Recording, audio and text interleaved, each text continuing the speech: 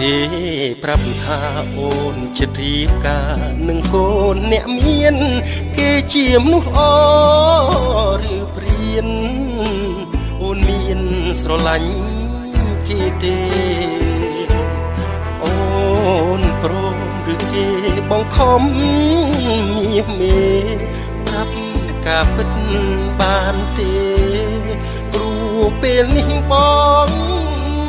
ឈឺ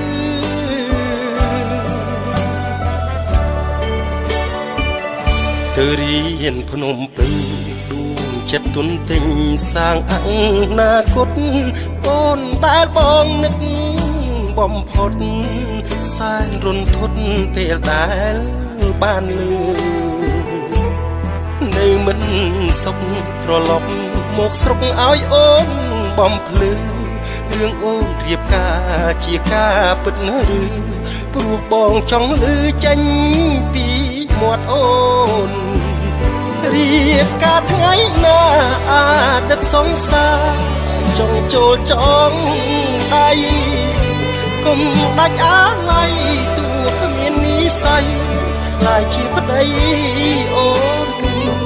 អនុស្សាវរីយ៍ពួកយើងទាំងពីរនឹងររីសូនតែចង់ជូនពរស្ងួនព្រោះយើងធ្លាប់ស្រឡាញ់គ្នាអ្នកក្រចិត្តស្មោះ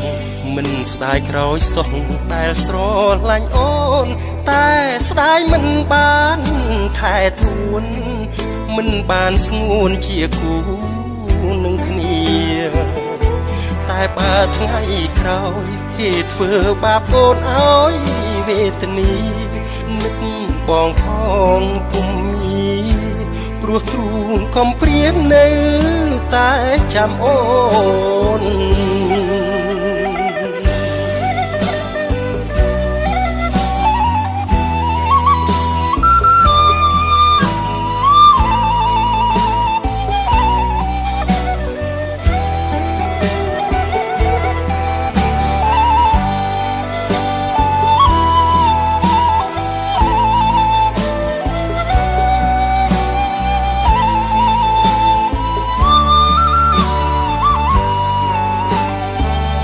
រៀបការថ្ងៃណាអតីតសង្សារចង់ចូលចង់ដៃ